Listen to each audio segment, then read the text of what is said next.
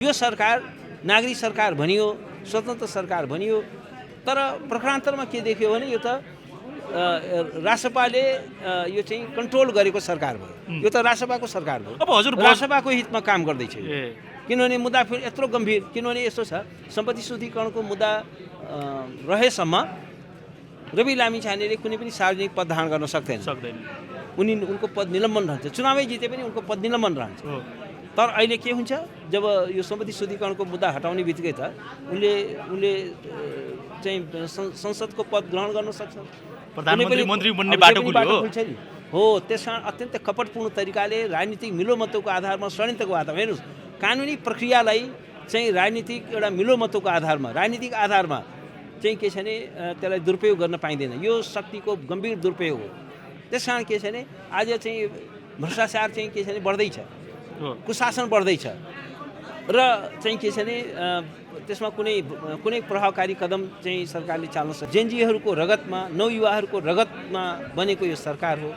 तर यो सरकारले चाहिँ आफ्नो बाटो बिराएको छ। अहिले यो सरकारले चाहिँ सुशासनको सट्टा कुशासनको प्रक्रियामा अगाडि बढेको छ। यो गम्भीर रूपमा आपत्तिजनक छ। रवि लामिछाने लगायतका सारा यो सम्पत्ति शुद्धिकरण, सङ्गठित अपराध, सहकारी ठगी जस्तो यो गम्भीर र जघन्य अपराधमा संलग्न भएका व्यक्तिहरूको चाहिँ के छ भने अभियोग पत्रमा मुद्दा फिर्ता हुँदैछ, अभियोग पत्र संशोधन हुँदैछ। यो चाहिँ के छ भने कानुनमा स्पष्ट व्यवस्था छ कि यदि सम्पत्ति शुद्धिकरणको मुद्दा त्यो चाहिँ फिर्ता हुन सक्दैन। तर कानुनको बर्खिलाफमा गएर सङ्गठित अपराध भनेको गम्भीर अपराध हो। सङ्गठित यो चाहिँ मनी लन्ड्रिङ, सम्पत्ति शुद्धिकरण एउटा गम्भीर अपराध हो। चुनाव त गराउने नै भनिरहेछ। तर अब जसरी चाहिँ के छ भने यो सरकारले कदम चाल्दैछ, यो सरकारले निष्पक्ष चुनाव गर्छ भन्ने मलाई लाग्दैन। अब चाहिँ चुनावको सरकारले यो सरकार किन एउटा पार्टीको सरकार भइसक्यो, एउटा पार्टीले यसलाई हाइजेक गरिसक्यो। सरकारका मन्त्रीहरू चाहिँ के छ भने अहिले एउटा पार्टीको चाहिँ गीत गाउँदैछ, घन्टी बजाउन थाले, उसको घन्टी बजाउन थाले, उसको पार्टी अफिसमा गएर भाषण गर्न थाले, त्यहाँबाट चुनाव लड्छु भन्न थाले। अनि त्यसपछि चाहिँ के छ भने अनि प्रधानमन्त्रीले तिनीहरू बर्खास्त पनि गर्न सक्नु भएन होइन। भनेपछि त यो सरकार त एउटा पार्टीको सरकार भइसक्यो। यो सरकारको चाहिँ एउटा स्वतन्त्र निष्पक्ष चुनाव गराउने कुरा र वास्तवमा यो जुन मुद्दा फिर्ता लियो नि, यसबाटै के देखियो भने यो स्वतन्त्र निर्वाचनको अवधारणामाथिको गम्भीर आक्रमण हो। राजनीतिक प्रतिशोधको नारा चाहिँ रवि लामिछाने एन्ड कम्पनीले त्यो दिँदै आएको थियो। अनि त्यही कुरालाई स्वीकार गर्ने भनेपछि त यो सरकार त रासपाको सरकार रहेछ। रासपाले जे भने त्यही कुरा स्वीकार गरेर गर्दो रहेछ। जबकि चाहिँ हेर्नुहोस् राज्यको निरन्तरता हुन्छ। एउटा सरकारले मुद्दा चलाएको छ अनि अर्को सरकारले आएर त्यो मुद्दा फिर्ता लिने, त्यसलाई संशोधन गर्ने, राज्य भन्ने कुरा कहाँ रह्यो त? राज्यको विश्वसनीयता के भयो त भन्दाखेरि यो चाहिँ के हो भने यो गम्भीर रूपमा आपत्तिजनक छ। र नेपाल अब अहिलेसम्म खैरो सूचीमा छ। अब ब्ल्याक लिस्ट हुन्छ। ब्ल्याक लिस्ट भनेको चाहिँ के छ भने नेपाल चाहिँ फेल्ड स्टेट हो। अन्तर्राष्ट्रिय कुनै पनि फाइनेन्सियल एक्टिभिटी यहाँ हुँदैन। सर्वोच्च अदालतलाई पनि मनचिन्ते निर्णय गर्ने अधिकार त छैन। सर्वोच्च अदालतले पनि कानुन, संविधान, विधानको परिधिभित्रै रहेर, त्यसको फोर कर्नरभित्र रहेर, त्यसको 4 किल्लाभित्र रहेरै आफ्नो रुलिङ दिने हो। त्यसकारण यसमा चाहिँ के हो भने अब जाने कुरालाई त उहाँहरूको अधिकारको कुरा हो, अन्यथा भन्नु मिलेन। तर मलाई लाग्छ त्यसले कुनै खासै परिणाम दिँदैन। त्यो खालि समय खेर फालेको जस्तो हुन्छ र यसले खालि झन् ठुलो एउटा विवाद मात्रै जन्माउँछ। किनभने अब नाउ दिस निर्वाचन आयोगको दिस रुलिङ इज फाइनल। यसमा अब फेरबदल हुने म चान्स देख्दिनँ। त्यसो भने सर्वोच्चले पनि फेरबदल गर्न सक्ने अवस्था? आखिर सर्वोच्चले पनि त कानुन हेरेर गर्नु पर्यो नि त, विधान हेर्नु पर्यो नि त। अनि निर्वाचन आयोगले हेर्दाखेरि एउटा कानुन, एउटा विधान र सर्वोच्च अदालतले पढ्दाखेरि अर्को विधान र अर्को कानुन त हुँदैन नि। त्यसकारण के हो भने त्यसलाई अब जाने कुरा एउटा होला, तर त्यसबाट धेरै उहाँहरू उत्साहित हुनु जरुरी छैन। बुद्धिमत्ता के हुन्छ भने, राजनीतिक पोलिटिकल विस्डम के हुन्छ भने आखिर उहाँहरू अब अहिले हेर्नुहोस् एमालेको विवाद सर्वोच्च अदालतमा थियो, 5 वर्ष लाग्यो त्यसको फैसला आउनु। त्यसको केही पनि अर्थ छैन होइन। त्यसकारण के हो भने अब अहिले चाहिँ खालि के छ भने अब अहिले नेपालमा लोकतन्त्रको गम्भीर चुनौतीहरू छन्। लोकतन्त्रलाई अहिले धरापमा परेको छ। विभिन्न चाहिँ क्वार्टरबाट, कर्नरबाट लोकतन्त्रमाथि प्रहार हुँदैछ। यस्तो बेलामा एउटा चाहिँ बलियो, सशक्त, प्रभावकारी लोकतान्त्रिक दल चाहिन्छ। हजुर त्यस कारण के छैन अब अहिले चाहिँ के छैन अदालत जाने यसलाई बहिष्कार गर्ने यसलाई हामी मान्दैनौँ भन्दाखेरि त को बलियो हुन्छ। अब यो सरकारको अहिले यो जनसरकार भन्छन् नागरिक सरकार, यसको भूमिका कस्तो देख्नु भएको छ? निर्वाचन गराउनेतर्फ छ कि के छ? अब एउटा कुरा चाहिँ मलाई के लाग्छ भने प्रकारान्तरमा यो सरकारले एकदमै यो सुशासनको नारामा यो बनेको सरकार हो। जेनजीहरूको रगतमा नवयुवाहरूको रगतमा बनेको यो सरकार हो। तर यो सरकारले चाहिँ आफ्नो बाटो बिराएको छ। अहिले यो सरकारले चाहिँ सुशासनको सट्टा कुशासनको प्रक्रियामा अगाडि बढेको छ। यो गम्भीर रूपमा आपत्तिजनक छ। जसो भन्नुहोस् यो रवि लामिछाने लगायतका सारा यो सम्पत्ति शुद्धिकरण, सङ्गठित अपराध, सहकारी ठगी जस्तो यो गम्भीर र जघन्य अपराधमा संलग्न भएका व्यक्तिहरूको चाहिँ के छ भने अभियोग पत्रमा मुद्दा फिर्ता हुँदैछ, अभियोग पत्र संशोधन हुँदैछ। यो चाहिँ के छ भने कानुनमा स्पष्ट व्यवस्था छ कि यदि सम्पत्ति शुद्धिकरणको मुद्दा त्यो चाहिँ फिर्ता हुन सक्दैन। तर कानुनको बर्खिलाफमा गएर सङ्गठित अपराध भनेको गम्भीर अपराध हो। सङ्गठित यो चाहिँ मनी लन्ड्रिङ, सम्पत्ति शुद्धिकरण एउटा गम्भीर अपराध हो।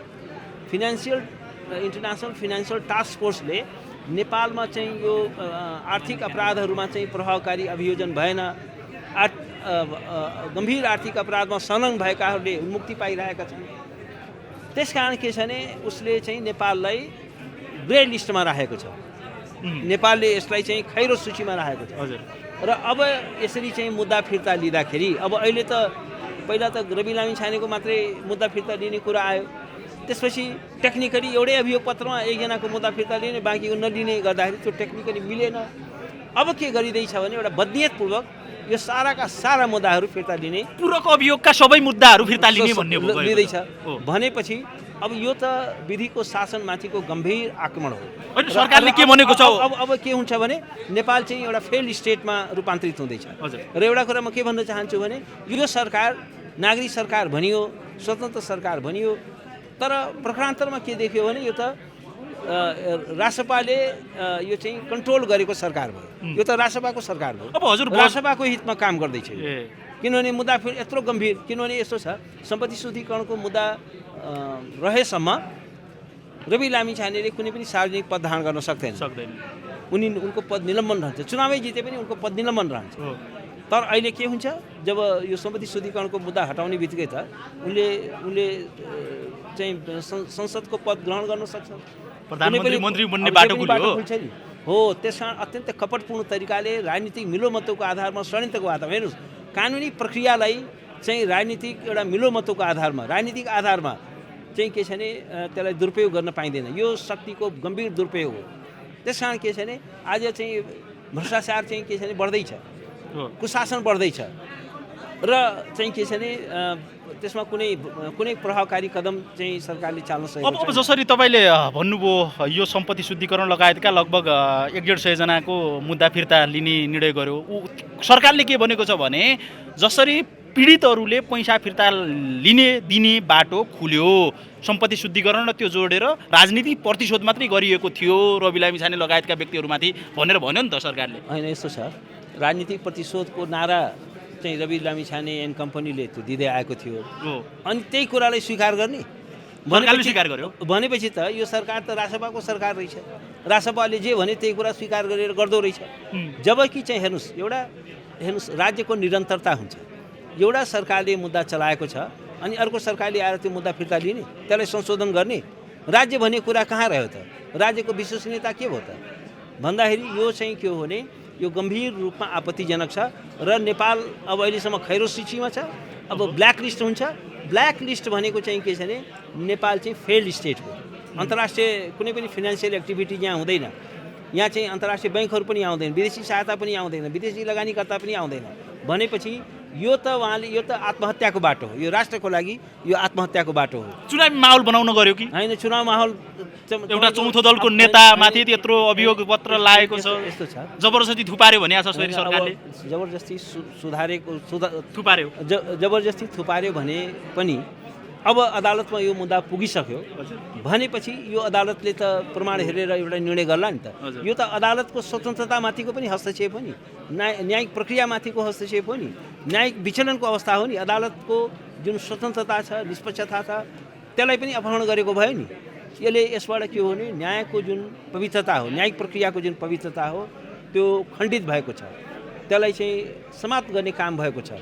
अब यो चाहिँ एकदमै खतरनाक कुरा हो। यो सरकारले चुनाव गराउनेमा कतिको विश्वस्त हुनुहुन्छ वरिष्ठ अधिवक्ता? अब मलाई चाहिँ चुनाव त गराउने नै भनिरहेछ, तर अब जसरी चाहिँ के छ भने यो सरकारले कदम चाल्दैछ, यो सरकारले निष्पक्ष चुनाव गर्छ भन्ने मलाई लाग्दैन।